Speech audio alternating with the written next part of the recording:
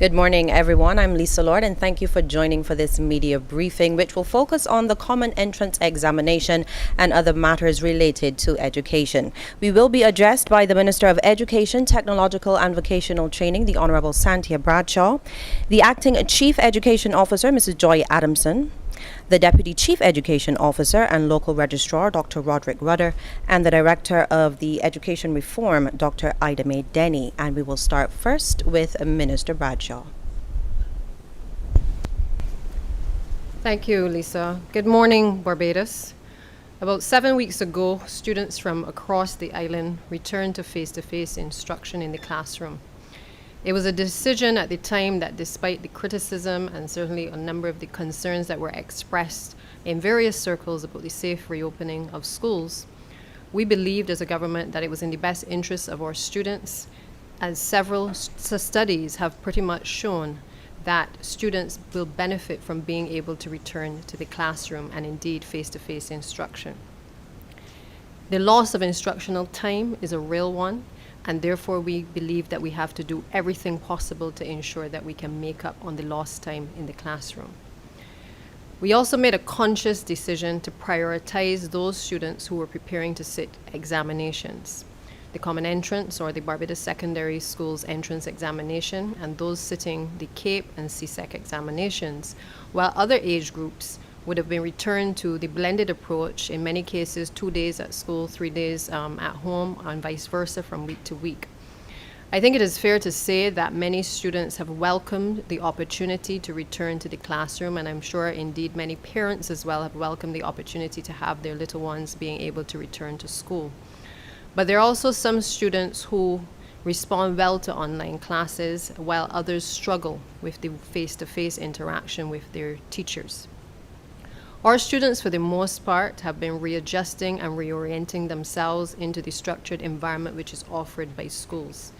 And in the midst of all of this, we've had a few disruptions to face-to-face classes at both the public and the private institutions as a result of cases of COVID-19 in children being discovered from time to time. Fortunately for us, we've had the intervention of the Ministry of Health and Wellness quickly, and we've been able to allow students to revert to the online classes in order to await the determination as to it being safe to return to school. Admittedly, we still have challenges getting our students to maintain the protocols, not so much in schools, but certainly on their way to school, and certainly as they traverse on afternoons leaving the schools. And I just want to take a moment to really appeal to parents to help us to reinforce the safety protocols and to remind students that, we are doing this for them and to try to ensure that they're as safe as possible. So whether they're on their way to school or on their way home, the reality is that we need to enforce the various protocols even within our own communities as well. I'm reasonably satisfied that in spite of our challenges, our children are benefiting from being able to return to the face-to-face environment. It has taken time, yes, for them to settle down and to reorient themselves, having grown accustomed to not being in the face-to-face environment, and certainly under the watchful eye of our principals, our teachers, and even our ancillary staff at our various institutions for almost over a year. As for the teachers, the principals, and ancillary staff, I can honestly say that they too have welcomed the face-to-face classes for the most part and have worked tirelessly to support the learning of our children and ensure that the safety protocols are followed. And I think many of you will know that there were lots of reservations at first about whether we could go back to school with 3 feet of distance or whether it had to be 6 feet. But I think for the most part, we have settled those issues and we're taking the steps within the school environment because we recognize how important it is to settle these children. I want to say thank you to everyone, even the ones who were critical, because it really has shown that, once we do the right thing, that we can certainly find the solutions to whatever problems that we may have. In the midst of all that we have accomplished, however, despite our best efforts to transition from what was initially remote teaching and learning and then on to online instruction, several students and teachers either had issues with access to adequate and stable internet connectivity, And in some cases, we've seen students who were absent for prolonged periods from school. They had difficulty in terms of participating even in the online environment. We've also seen an increase in the variety of psychosocial issues amongst students and some teachers as well, which has also negatively affected learning and teaching. There's therefore no denying that there has been a significant loss of instructional time and consequential limitations in the ability of our teachers to be able to cover the syllabus. Certainly when I visited some of the class 4 students in the last couple of weeks, there were genuine concerns by students that they felt that they were being rushed through the syllabus, and they had difficulty trying to comprehend all of what they were trying to be taught in that short space of time. It is against this background that the curriculum and examination sections of the Ministry of Education work together to set and administer the Barbados Secondary Schools Examination Readiness Assessment for all Class 4 students, which was administered in both English and Mathematics on Wednesday, the 12th of May of this year. The results had to be entered and preliminary meetings held with stakeholders in Class 4 and in particular Class 4 teachers in order to review the results. And let me just say that the ability to enter the data is a challenging one. We've got to collect from all of our various primary schools, and then that data had to be entered. And so while I know that there are some who would have wanted us to be able to speak before, the truth is that once we gather the data and we enter it, it also has to be analyzed, and we need to be in a position to share that information with indeed most of our stakeholders. And that is what we've been doing over the course of the past few days. I'm going to pause here because I want to ask the Chief Education Officer, Mrs. Joy Adamson, to speak to the findings of the assessment that we did recently. And I do so because I believe that while many are anticipating what I will say in relation to this year's examination, I think it is important as a country for us to understand how our children have been performing and what is it that has led us to the decisions that I will later announce. Ms. Adamson? Thank you, Minister. Good morning, all. It is at this point that I wanted to share information as it relates to the readiness that we would have, the BSSE readiness assessment that would have been conducted. The rationale basically was to assess the readiness of the Class 4 students, both at public and private schools, and to determine if there were any weaknesses that needed to be addressed. So let us look first at the English.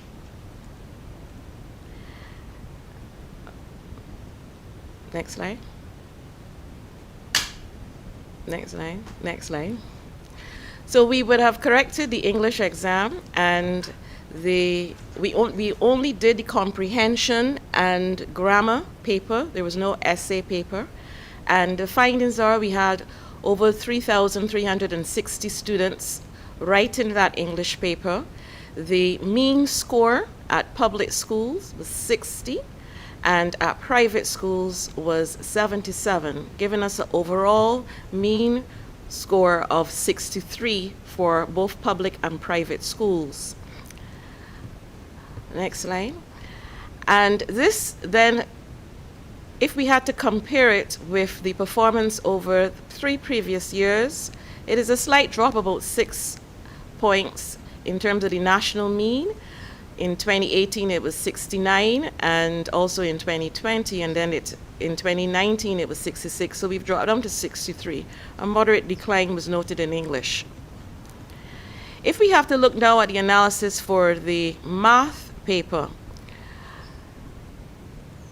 3,359 students wrote that paper, and the mean score is what is alarming, especially for us for this paper. In the public school, the mean score was 36, whereas in a private school it was 61. And we therefore have a mean score overall of 41%. And if we had to compare that over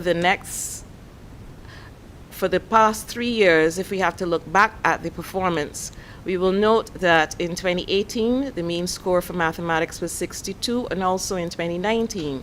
There was a slight decline in 2020, and now we've dropped for 2021 for this pre-assessment to 41. So those are the results from the 2 papers. We would have shared this information with our Class 4 teachers, and they will get a full copy of the report where we identified for those persons the areas where we identified weaknesses with the performance. What do these results indicate to us?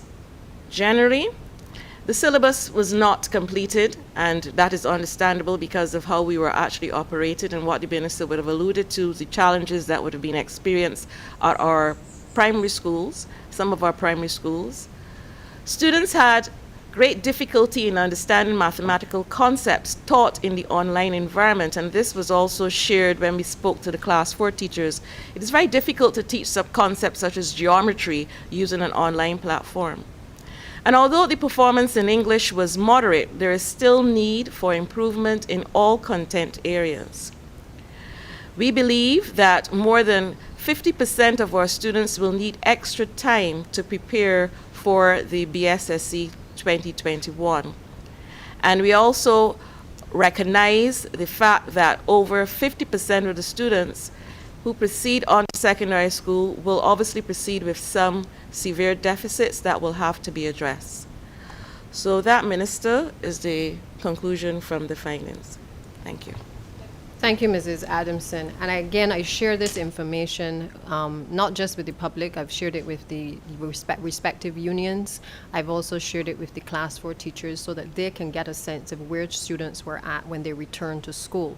Now, the reality is that many of our students have been working extremely hard since they returned to face-to-face. Many of our teachers have also been sacrificing and working tirelessly to make sure that students who would have been underperforming were able to catch up in the face-to-face environment. And the truth is that this information tells us a few things. One, that there are some students who have been doing exceptionally well for throughout their entire school life, and they will probably continue to do well. We also have a set of students who, because of all of the various factors that have been affecting them, whether in the home environment, the parents becoming unemployed, whether as a result of not having devices or having devices late, many of those students have fallen back because of the lack of the face-to-face and the reinforcement that our teachers are able to give them in the classroom environment. And then we have another group, which for me is perhaps the most difficult one for us to have to cater to.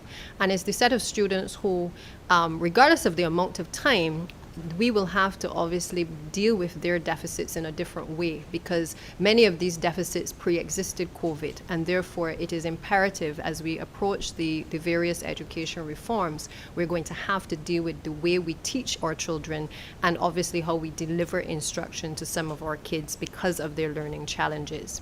That's what the information is saying to us, and I want that people appreciate that this is a very difficult year for the entire country. It's a difficult year for all parents, for all students across the world. Barbados is no different.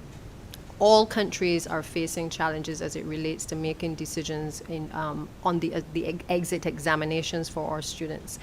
We looked at various countries across the region, across the world, and yes, there are some countries who've canceled examinations. There are some countries that have, because they have standardized tests already in place, even prior to the pandemic, they have been able to use those standardized tests to be able to allow students to exit their primary schools and certainly go on to secondary schools, or even exit secondary and go on to university. The truth of the matter is that apart from the common entrance examination, we only have what is referred to as the criterion reference test or assessment, which takes place at class 2. So prior to this examination, there really is, and certainly this assessment that we've shared with you today, there really is nothing besides the individual test that students do in the classroom upon which the government of Barbados and certainly the Ministry of Education can properly transfer students out of primary school and into secondary school. It therefore means that not having the ability to look back at the class 3 results, for instance, and see where students were before this pandemic, the decision has been taken that we will hold the common entrance examination this year on the 28th of July. particularly because many of our teachers have said to us that the students require additional time. It is difficult to say how much time every child will need, but we believe that that is a reasonable time to allow for students to be able to work on the concepts and to ensure that they have some of the foundation things that are necessary to be able to transition them. As it relates to those children who their parents and certainly the teachers believe that they're not ready to take this examination, and I want people to listen very carefully. This year is like no other. And therefore, while in the past, students and parents may have taken the view that to defer, or as it's commonly referred to as a stop-down year, is a bad thing. In this particular environment, being able or having the ability to defer, I want people to understand it is not a bad thing.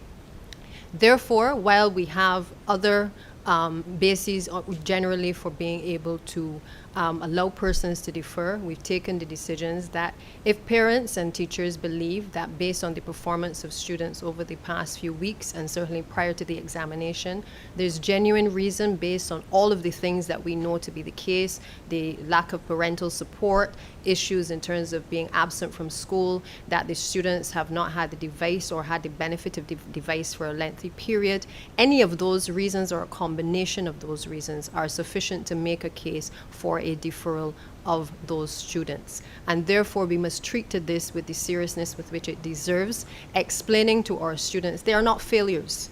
This pandemic has been thrust upon us, and therefore we must allow them the opportunity, if they need additional time in the form of another year, to be able to consolidate a number of these concepts so that they are comfortable in moving on and transitioning at a later stage.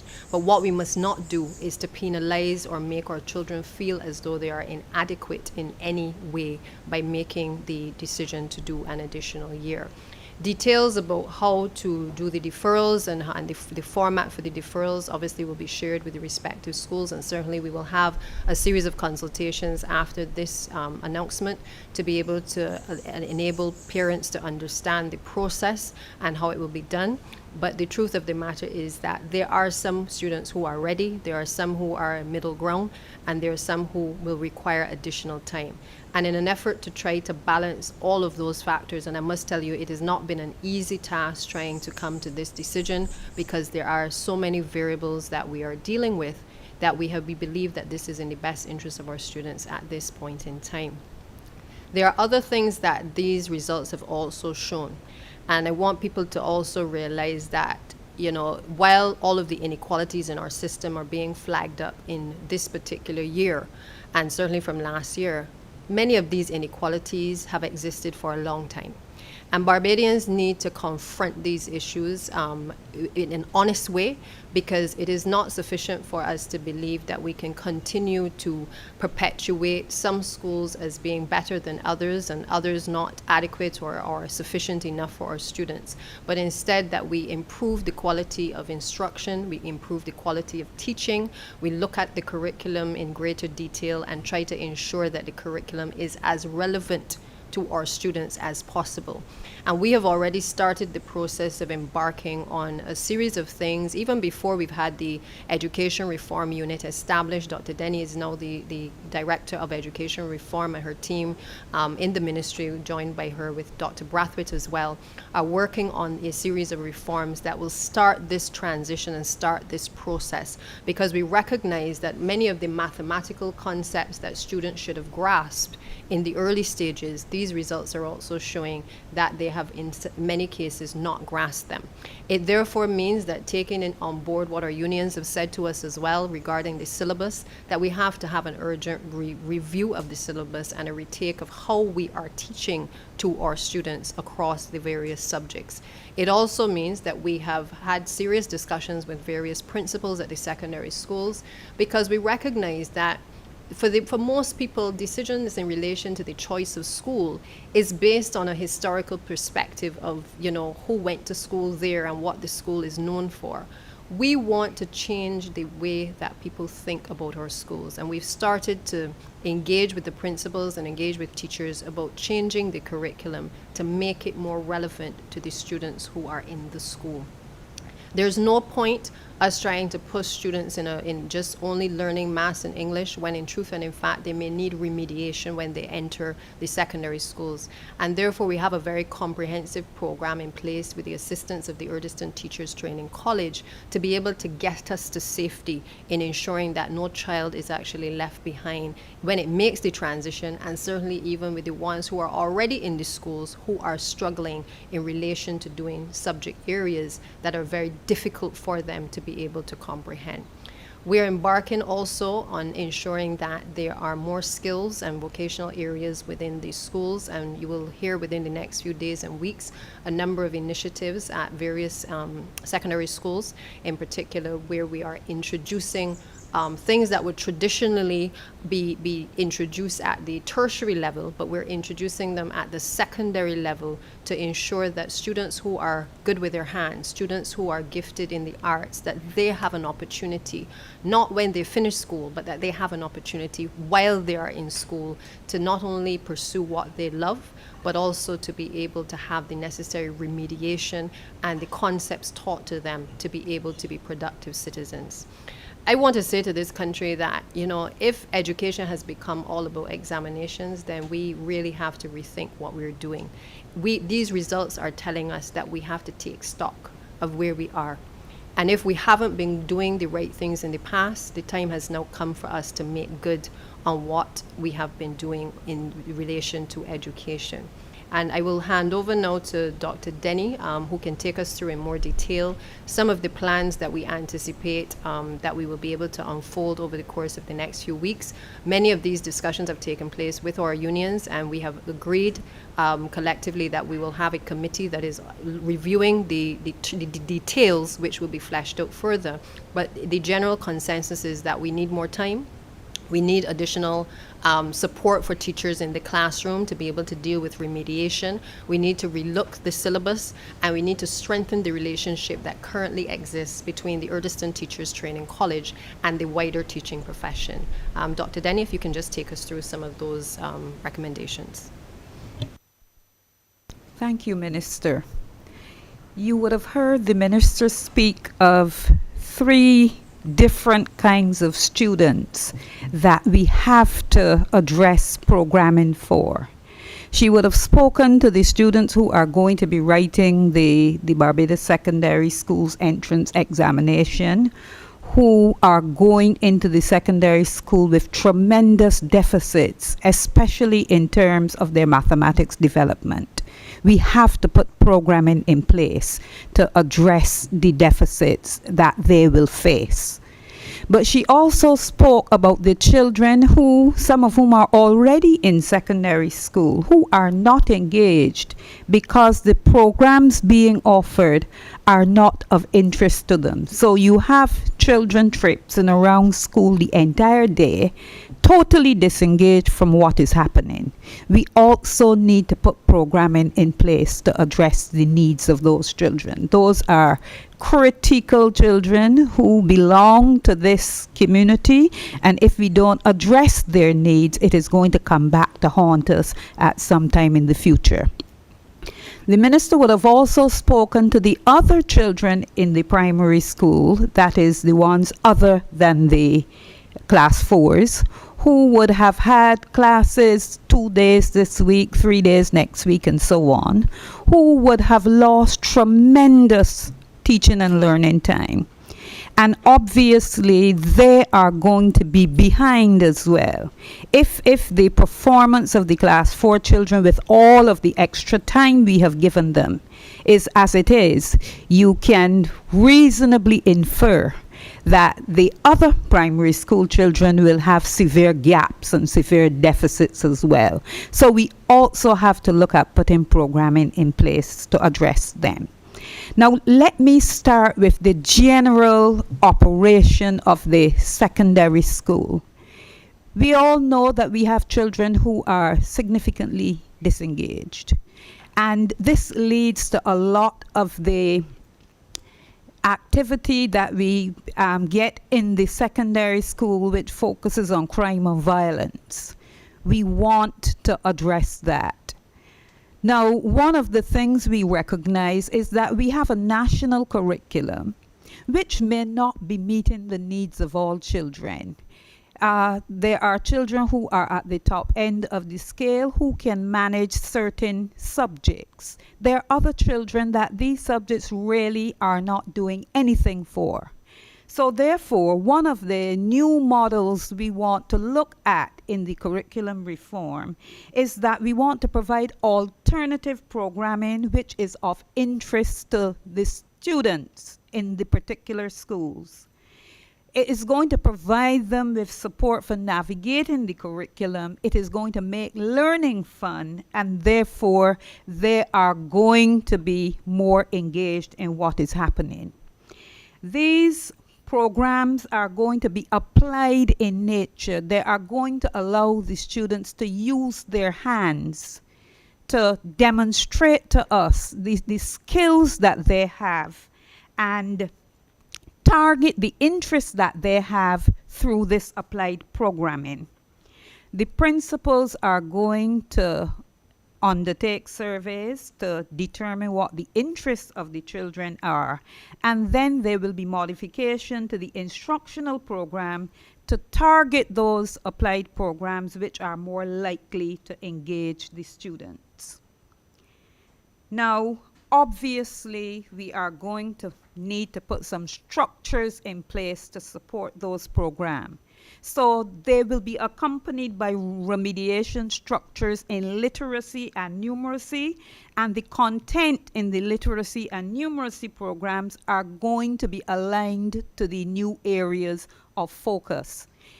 Research shows that children demonstrate more interest in literacy and numeracy when they are aligned to things that they're interested in. So, for example, boys who love basketball, if we provide them with information about their heroes like Michael Jordan and LeBron James and so on, they're going to be more involved in reading about them.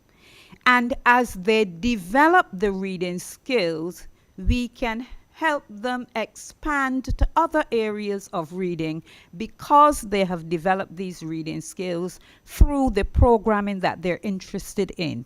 So the remediation programs in literacy and numeracy are going to be built along those lines to align with the new areas of focus that the schools are introducing to gain the attention and the interest of the students.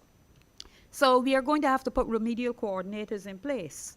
And in collaboration with the year heads and the heads of department, the relevant officers in the ministry and Erdiston College, they are going to develop the content that is introduced in those remedial programs. They are going to determine how the remedial programs are going to be delivered, and they're going to determine the kind of assessment that we need to put in place to determine whether the children are progressing as a result of these new programs. We are currently planning with the principal of the Frederick Smith Secondary School the implementation of such a program for that school. And what we're going to do is we're going to pay close attention to the lessons learned so that we can apply those to the rollout of these programs in other schools. So, in effect, all schools will continue to develop a core curriculum which the ministry will designate. But we are going to give schools the latitude to determine that they want to introduce specific applied programs, and we are going to provide them with the support that is required in order to introduce those programs. Now, where certification, because certification is important, very often the children that we are targeting are the ones who leave school without any certification. So where certification is not available through the CSEC program or any of the other programs that are currently used to certificate the students, we are going to focus on CVQ programming, which is going to be led by the TVEC Council.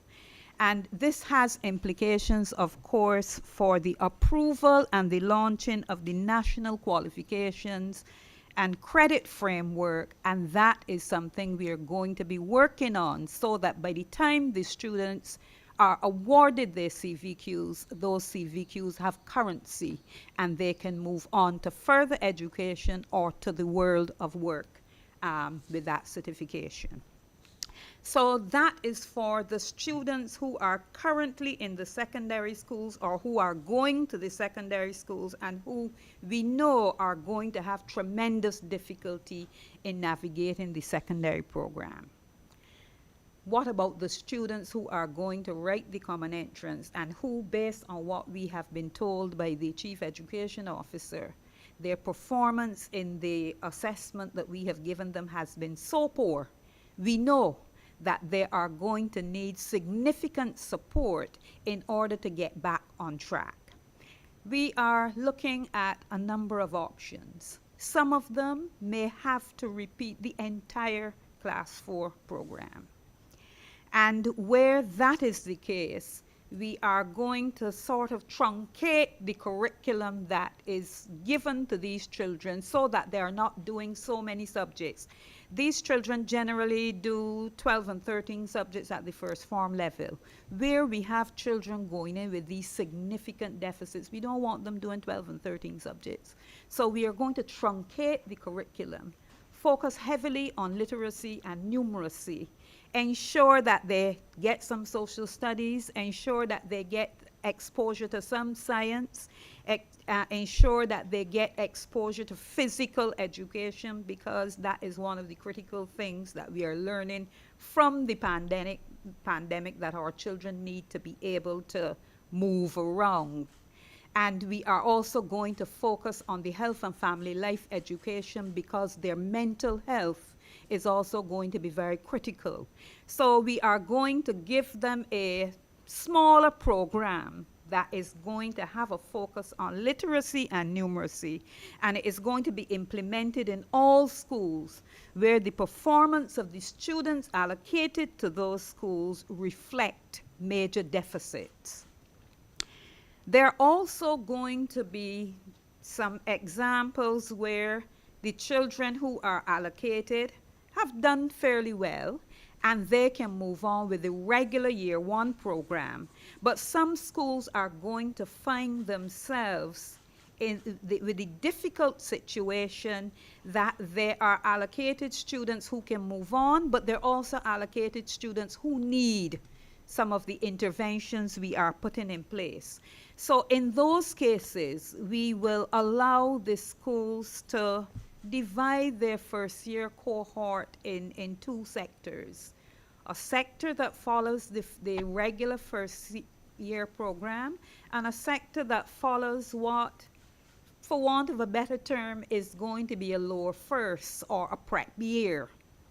And they are going to be given specific interventions in literacy and numeracy so that we try to bring them back on track. The lower first program is going to be specifically crafted to address areas in which the item analysis indicates that student performance was below a pre-designated threshold. I wouldn't want to sit here and say students who below 40% or 30%. We believe that the schools should have some input in determining that. So once you have scored below a predetermined threshold, you are going to follow the lower first program. All of the students, we believe, will be able to follow the regular first year program in the other curriculum areas, but the literacy and numeracy will stand out. The programs are going to be school specific, targeting areas of weakness exhibited by students allocated to the specific schools. We could plan a program in the Ministry of Education and say this is what the lower first program is going to be. But the lower first program in Joy's school may be different to the lower first program in Roderick's school because the children had different deficits. So we are going to allow the schools to work with the relevant officers to develop programs that are specific to them so that when they introduce these programs, they're actually addressing the specific needs of the children who are allocated to them. Now, obviously, we are going to have the input of specific persons, and the year heads, the first year heads, are going to be very important in this process. The heads of departments of mathematics and English, the remediation coordinators that we put in place, the education officers who are responsible for maths and English, and the Erdiston personnel who deal with training of teachers and the teaching of teachers relative to how do you deliver instruction. Those are going to be important persons who are going to be involved as part of the team that will help to develop these programs. Now, we know that some of the teachers may have deficits in terms of teaching these subject areas. So Erdiston College is going to, while we are simultaneously introducing the programs, delivering the programs, Erdiston is going to be delivering a series of short courses that will help teachers to develop more competence in the teaching of these areas. Now, there is going to be formal monitoring. It is going to be led by the officers of the Ministry of Education in consultation with the team members, and there is going to be formally scheduled reporting to the ministry. It is not something we are going to put out there and leave it to run. We are going to be following up how it is progressing, and if necessary, we are going to be making the relevant modifications. Now, lastly, the children in the primary school who obviously have specific deficits and who we are going to have to address before they reach the stage where they transition from the primary level. And I believe the minister would have made reference to the establishment of that committee that we are putting in place, made up of relevant stakeholders who are going to devise and oversee the implementation of initiatives to address the deficits that are being experienced by these students. The stakeholders include the ministry, Erdiston, the unions, both the principals and the teachers' unions, the parents, and we are also involving the private schools as well. So we have actually consulted all of those persons, and they have agreed, those institutions, they have agreed to serve as part of this committee, and we are meeting as early as later this week to begin to have some robust discussions about what are the initiatives that we are going to put in place to address the needs of these children who will be coming through the primary school program in the future. And in a nutshell, those are some of the things that we are looking at, but we are open to suggestions from anybody regarding how do we bring our children back on track as soon as possible. Thank you. Denny, for that very comprehensive insight into where we are, but also what we have to do in order to bring this this set of students and this generation of students back on track. I want to just close at this point by saying to our students that we have not let them down. We have no intention of letting them down or not continuing to support them, especially those who are getting ready to sit examinations. I want to ask our parents to continue to support their students, but support their children, to ensure that children do not feel as though this pandemic has come and taken away something from them. Yes, we all have expectations, but the truth of the matter is that these results are very telling. And I'm sure if we did another assessment in a few weeks, there may be improvements, but there are some children who, regardless of what we do at this point in time, will continue to have deficits, and we have to fix those deficits as quickly as possible as we make their transition into secondary schools. With that said, I also have Dr. Roderick Ruther here. I can hand over to him as well just to give an update on the CXC and CSEC, which I'm sure many students may wish to have an update on. And just simply to say that Barbados, certainly this minister and this Ministry of Education has been fighting for our students. We may not always make as much noise as others may do, but I can tell you that we have written to CXC. We've expressed our concerns regarding the challenges that you have faced in relation to the upcoming examinations. But the truth of the matter is that the decisions taken have been regional decisions. They've been collective decisions. And while Barbados may have been in the minority in many cases regarding the approach that needed to be taken, as you can appreciate, the majority decision is what has gone forward. What that means, however, is that we will, as we have shown in the past year, that we will continue to support our students. Even in relation to those students who have deferred, we will make it clear to you in the course of the next couple of days as well, that you will not be prejudiced in terms of your ability to qualify for a scholarship, because it does not matter to us at this point in time what the position was before, but we recognize that we must not disenfranchise or create any situation that is uncomfortable for students who were on a certain trajectory and therefore are now feeling as though they are unable to reach those targets. And therefore, many of those students who have opted to defer and will do their examinations in due course will still be able to qualify for the Barbados scholarships and exhibitions. We also have some plans which Dr. Rudder can speak to as well in relation to learning support for those students who do choose to defer. Because at both levels, whether it is at the level of the Common Entrance or whether it is at the level of CXC and CAPE, the truth is that deferring and giving yourself additional time to be able to grasp certain concepts cannot be seen in the same light as it may have been seen in previous years. And truthfully, across the world, students are opting to take a bit more time before they move on to the next level.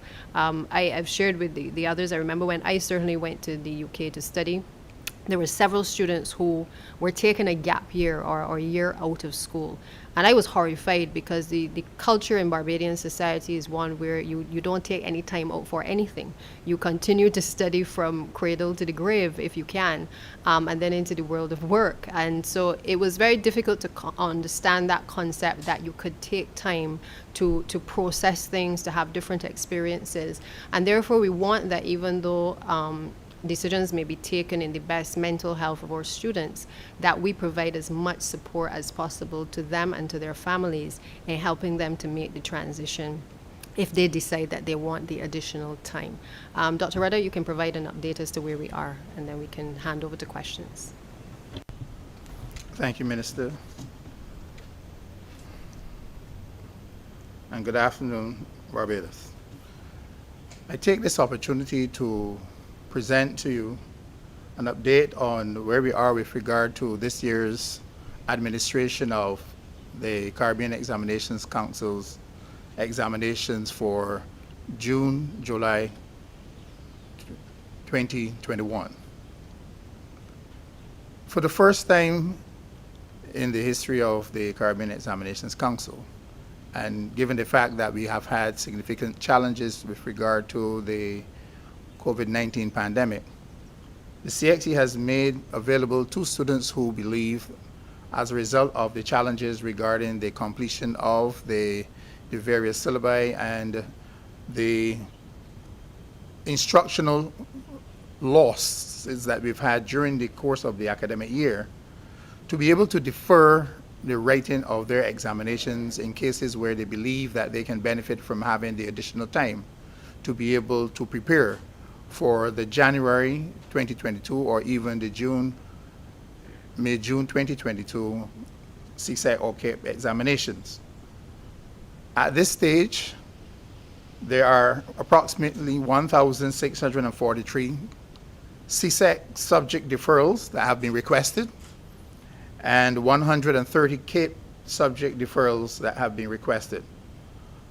While students have indicated their desire to defer the writing of their examinations at this stage, the ministry has taken a very affirmative approach with regard to the development of a strategy to provide learning support for those students who have opted to defer, and details regarding the rollout of the learning support mechanism for students who have deferred will be provided to principals and students and parents across the island in the coming days. Nevertheless, the ministry will be providing as much support to these students as can be possibly presented to ensure that they are in no way disadvantaged going forward in their preparations for the January 2022 and June 2022 examinations. I must also say that at this stage, the ministry is also well advanced in the preparation for the administration of this year's examinations, the written exams will commence on the 28th of June and run until the 6th of August. Additionally, we have also been able to take advantage of the opportunity presented by CXC to be able to offer students the opportunity to write as many of their paper ones, which would be the multiple choice papers, using the e-testing platform this year.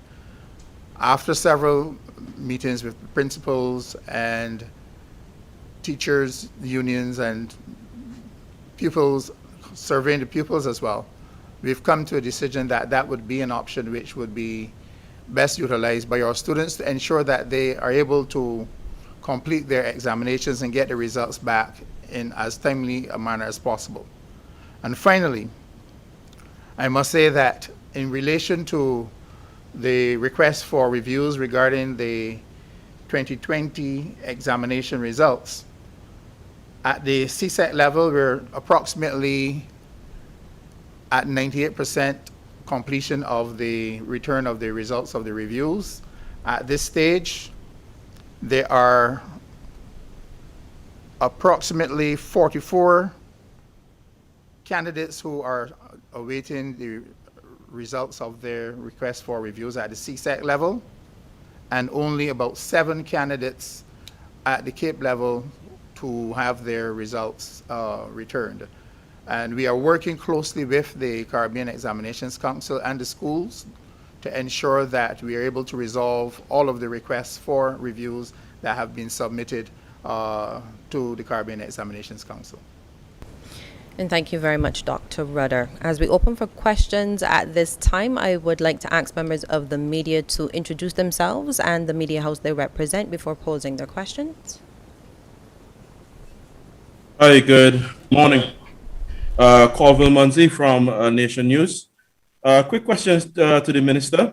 With allowances for CXE for deferrals, and now with class 4 for deferrals as well, what is going to be the plan going forward in terms of space considerations? Has any plan, any consideration been given for what impact that would have on space in the next term? And also, could you, with regards to the numbers mentioned for deferrals for CXC, could you give me an idea as to what percentage that represents of the overall persons testing this year? Thank you, Colville. I'll take the first question and I'll just have Dr. Rudder just provide the update on the second one. As it relates to space, I must tell you that we've battled with this for quite a few weeks in the ministry in terms of whether to proceed with the examination at all, whether to have all students do the deferral for the entire year, and where are we going to place these students? Because if we are allowing students at the exiting at secondary school to remain, then it means that there has to be space being created at the other level in terms of allowing students to enter at secondary. So it has been, a really difficult decision to make, but what we are agreed on is that at the primary level, you have about 16 primary schools that will require some level of support in terms of space. We've juggled the numbers. Dr. Denny and the team have been working to review where can we place children and how can we place children, and we've come up with about 16 out of the number of schools to be able to look at how we would be able to facilitate them. It may mean, depending on the number of deferrals, that the different decisions will have to be taken in terms of where those students are located, but most of the schools have the capacity to take those students back in. The remainder, as we've done over the course of the past few weeks, we've actually provided tents at some schools to be able to house students. We've also explored the possibilities of different locations, off-site locations. Now, the truth is, it is not ideal to have students in different locations. They have their siblings, and even commuting for parents is often difficult. In normal times, there's no way that we would even conceive of putting our students and parents through this. But in this particular environment that we're in, we are constantly having to find alternative accommodation and to provide in that alternative accommodation the safety monitors and to ensure that these places are clean and that they're properly secured in order to protect the children and to allow them to learn. So there are not normal times, and therefore when we have an idea of how many students may wish to defer, I think we can come back and update in terms of what provisions we will make. I think if we have to build temporary structures, we will do so. If we have to utilize more tents, because many of the tents truthfully are not being used in this environment because they're no large events that are happening. So we've found creative ways to be able to have additional space at the schools. And I think the same thing will probably have to happen at the secondary level, albeit that many of the students that we're talking about that are returning to school are older. And therefore we may be able to accommodate them in a different way or at different times. So there has to be some level of flexibility on the part of all stakeholders, given the current environment that we are experiencing and certainly the difficulties in relation to space. But it is our intention that we will make sure that we don't leave any child uncertain as to whether they can come back to school. I've heard some territories and some students say that in other jurisdictions they've been told that there will be no space for them, so they can't defer. Now, I understand if people want to encourage children to go on to sit an exam, but I'm telling you that this Ministry of Education's position is we are keeping the children, and we're going to keep them in a way that is safe. We're going to keep them to ensure that they get the benefit of education. We're not discarding our children and sending them out to be idle. So we are going to do whatever we can to keep the students in school. Dr. Rudder, if you can respond to the second question, please. Thank you for your question. I just want to clarify as it relates to the deferrals, and to point out that there are instances where one student may be deferring one subject. You may have another student deferring all of his subjects, which could be 5 or 6 or 7 subjects. And hence the percentage to be presented would be based on the entries and not necessarily the number of students. But we are approximately at about 10% of the candidates who would have been registered seeking to defer at this stage.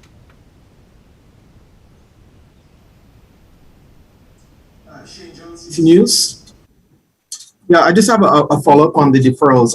Minister, I'm very happy that you said that you guys are going to make sure that the primary school students especially don't feel like failures. What I want to ask is if you're going to go a step further and offer, probably involve the guidance counselors and any mental health support that they may need, because at that tender age, deferring may be a little more traumatic for them than the CXC students. And also, my next question is, how far have you gone in the plan? I know a lot has been happening over the last year and a half in terms of a replacement for the common entrance examinations or an alternative.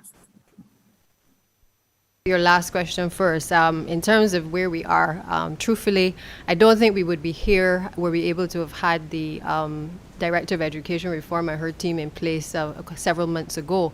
That has been out of my control in terms of the establishment of that unit, but I must tell you that we had been starting the process of our discussions for quite some time, and that's why Dr. Denny can speak in the way that she did this morning in relation to the plans, in relation to the conversations with our principals as to where are we going and what are we doing and why are we allowing students to continue to go to school and not be engaged in any way.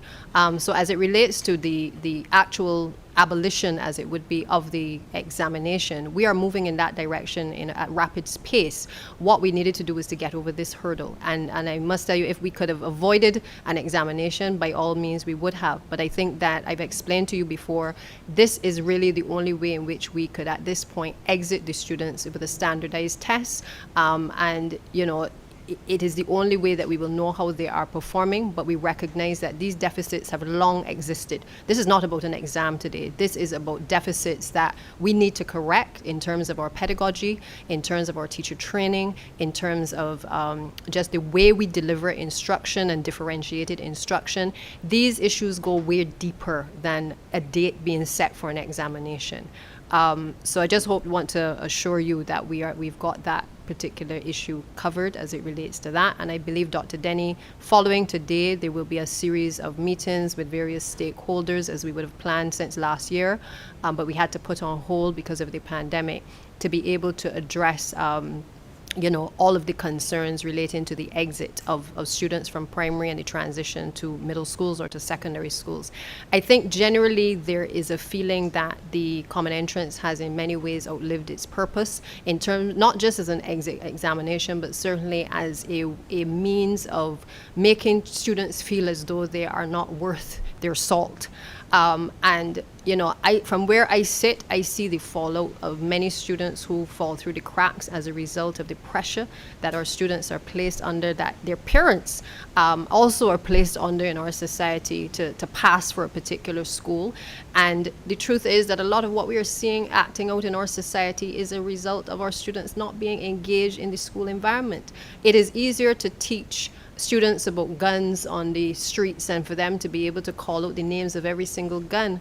Why? Because it's being done in a visual way, a way that they're familiar with. It's being done in a way where it sounds exciting. They're able to touch and they're able to feel and to experience what is happening. Whereas in the classroom environment, if we are not meeting children where they are, then we are failing them. And therefore, the numeracy and literacy, which is the foundation of everything that a child will do, whether it's an artist, whether it's a creative, whether it's an athlete, having that basic understanding and knowledge content and wanting to explore is something that we have to reverse. We have to put that in our school so that at least they have the foundation on which they can then go on to explore other areas. But my mission right now is to really make school relevant, because I think it's irrelevant is becoming much clearer to all of us, and these results are telling us that we have to nip this in the bud. So hopefully we'll make some announcements further in relation to the transition. But I think it is fair to say that if we are able to accelerate this process, because all stakeholders understand what is at stake by maintaining something which really is not relevant to our students, then I think that we can get this process out of the way as quickly as possible and replace it with something that works for all students across the system and not just the high achievers. Shin, I believe you had a follow-up question.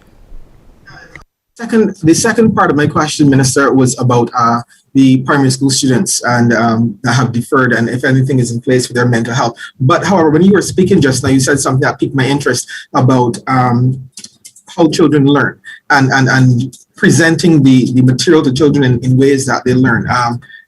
Are the school plans going to be upgraded in terms of things like Wi-Fi? I've just seen on social media this morning, I saw some teachers saying, they have some students at home and there are students at school. So when they finish teaching their in class, they then have to go to teach online. And the Wi-Fi at school sometimes is a big problem. And they have to abandon classes because the Wi-Fi is not working. So when you speak to having the material presented in ways online and in fun ways for students to learn, is the ministry looking into things like the Wi-Fi at schools?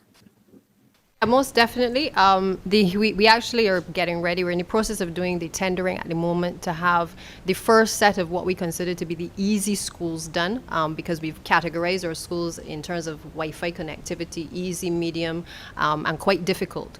And we've done so because there are some things that in terms of replacing the ports in which to be able to get connectivity, you're going to have to do some structural changes to the school plan. Some civil works are going to have to be done. Now, all of them can't be done at the same time, whether in terms of the cost or in terms of the type of works that have to be done. So we've decided to start with the first phase, and there are about 20 or so schools that will actually have some level of Wi-Fi connectivity improvement over the course of the summer vacation. We also have about 4.4 million that we're spending in relation to electrical upgrades at about 6 primary schools, again specifically for this purpose, because there are some schools where the ability to plug in a device in the classroom is challenging because the electrical wiring, is far from efficient.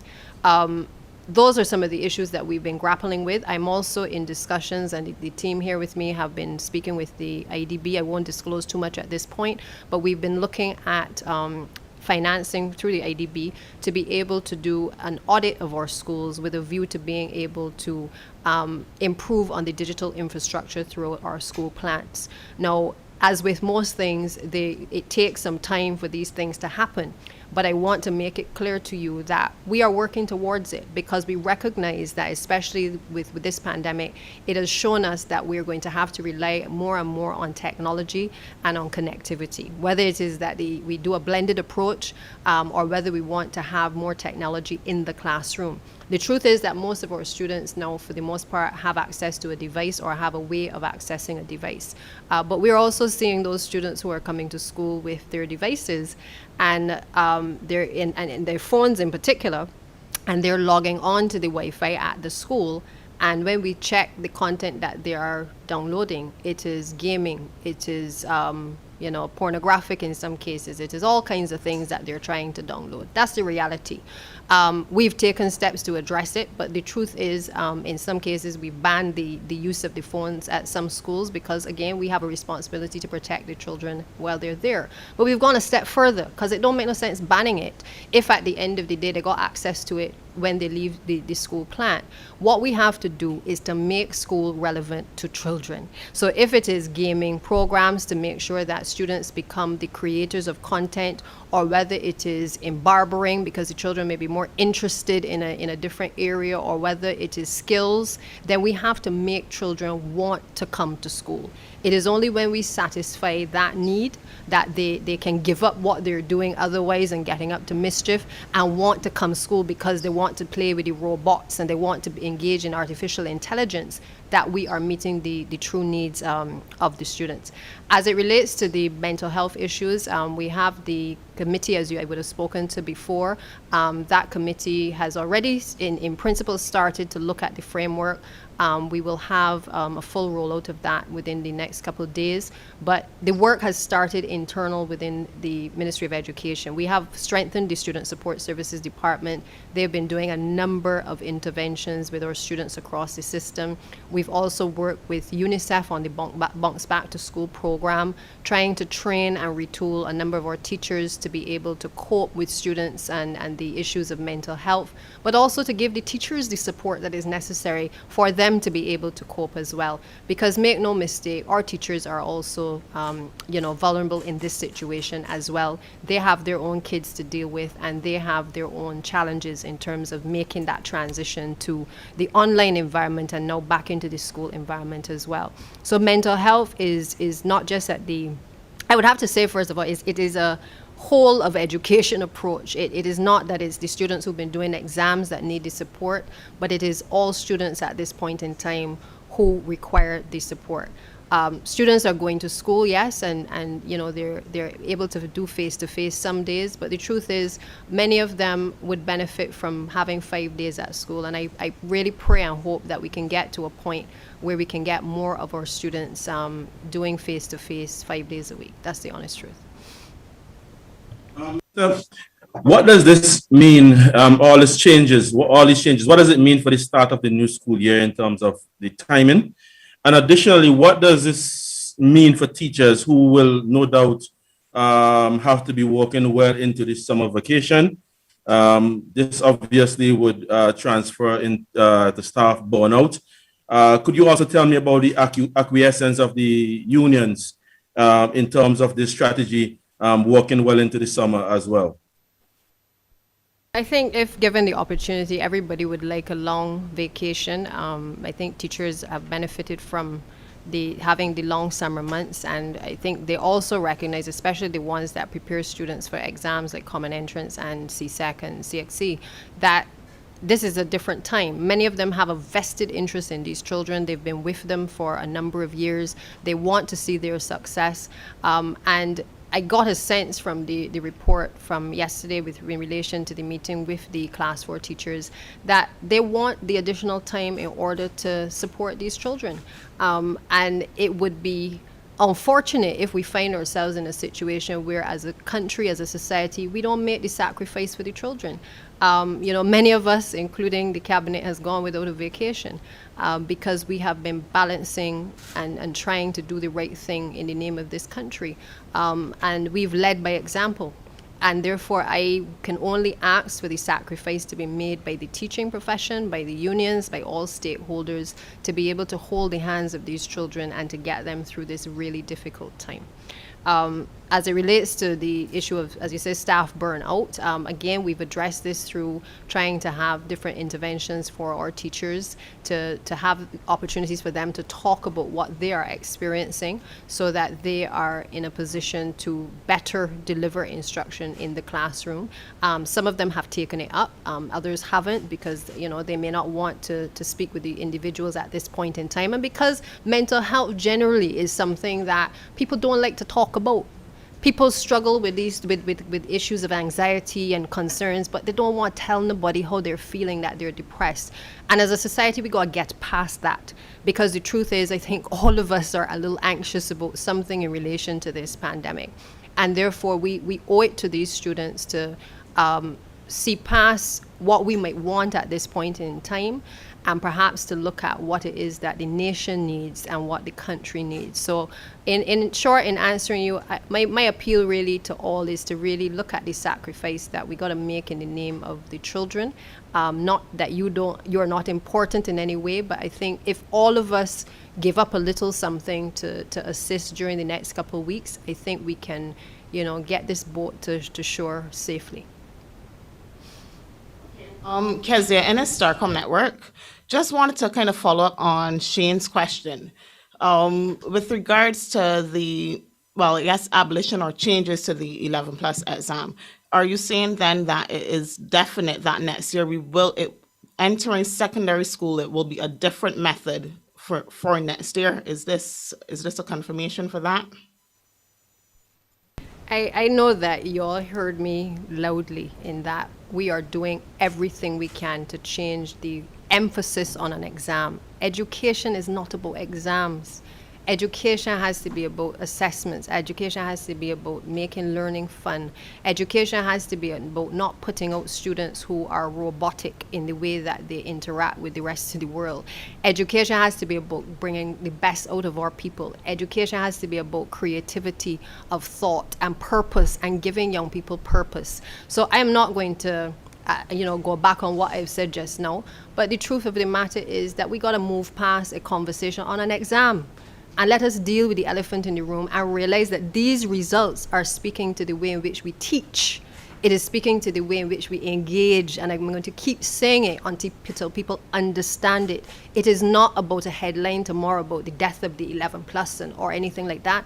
We got to get real with the issues that are confronting this nation in relation to education, and why that fallout is coming from our young people, not just here in Barbados, but across the world. And we have to, if nothing else, I have always known Bajans to punch above the weight and to do things differently. Let this conversation not be about an examination and the abolition or whether it come in a different form. We have serious issues if our children cannot read, if they cannot write, if they cannot add, if they cannot subtract.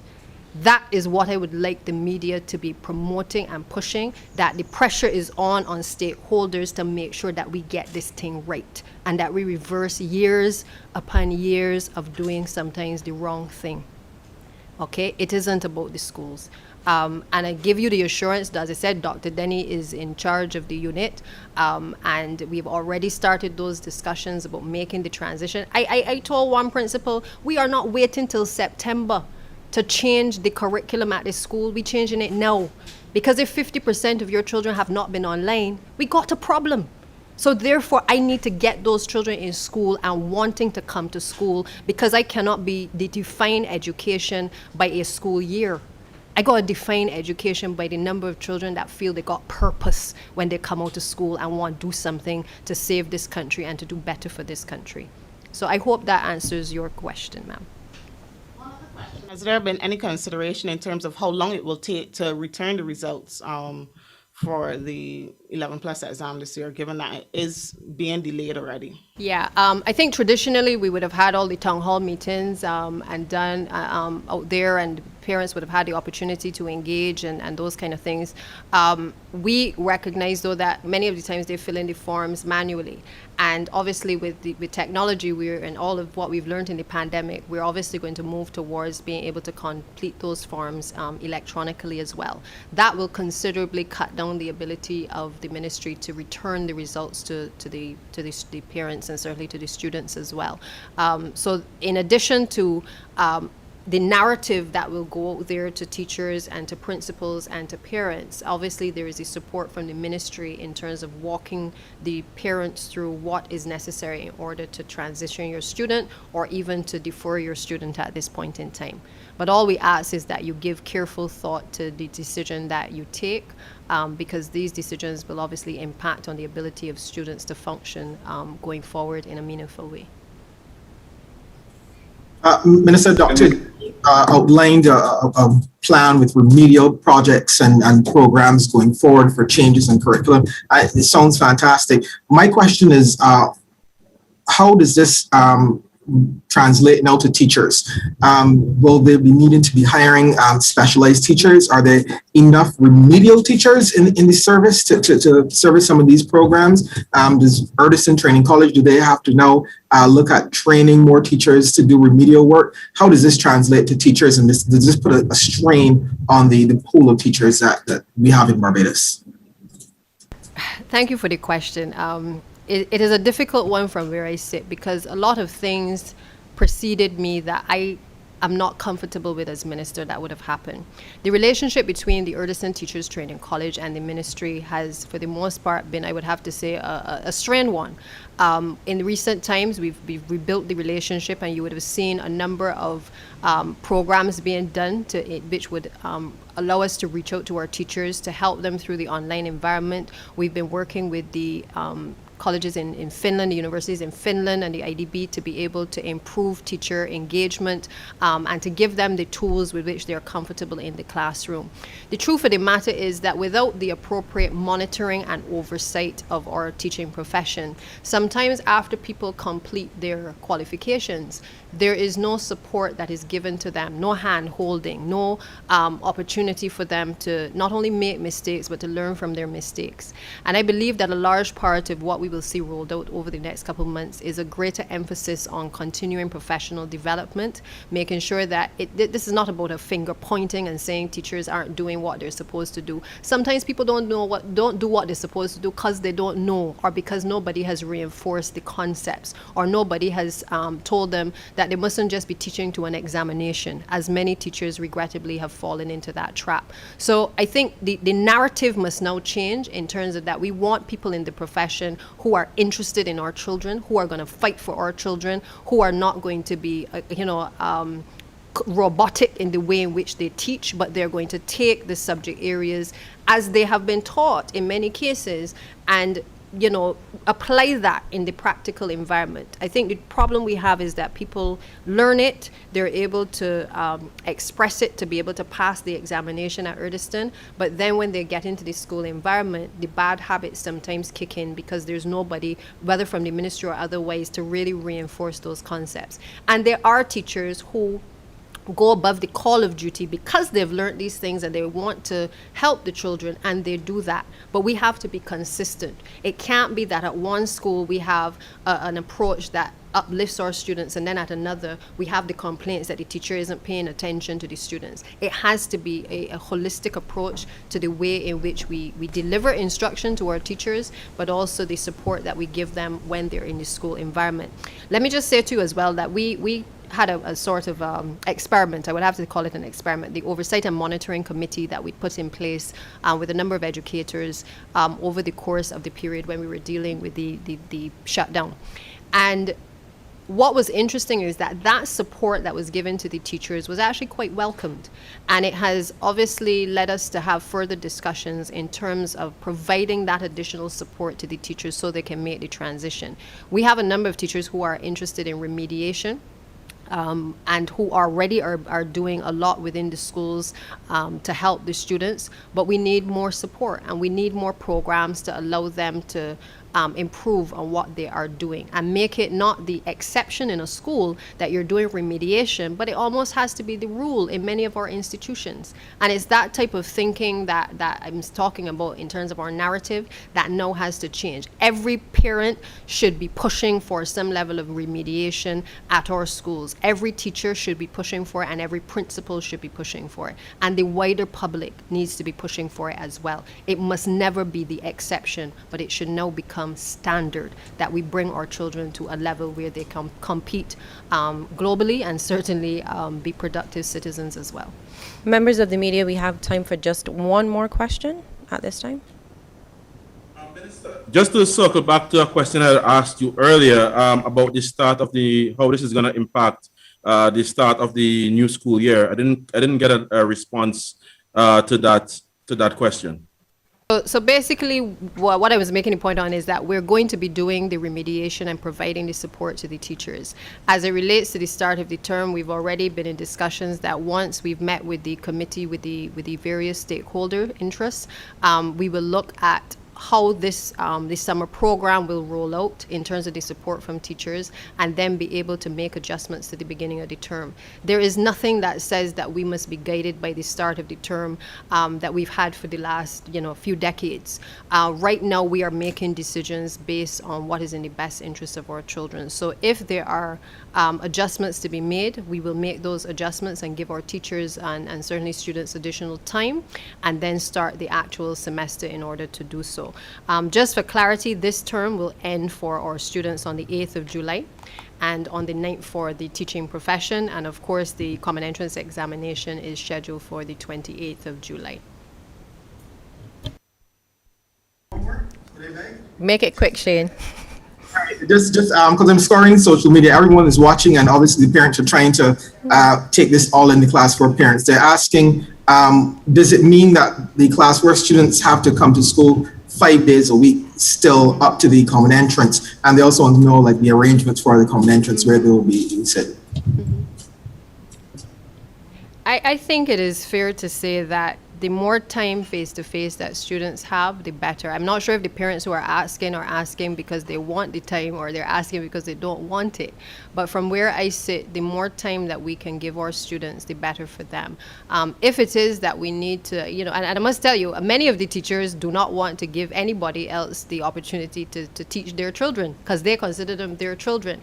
So the truth is that while we can provide support to them, many of them, as I said before, have a vested interest in seeing these children through to come to the day of the examination. And so I think when we have the deeper meetings with the stakeholders, we can address those issues in terms of whether it's 5 days, whether it is a full day.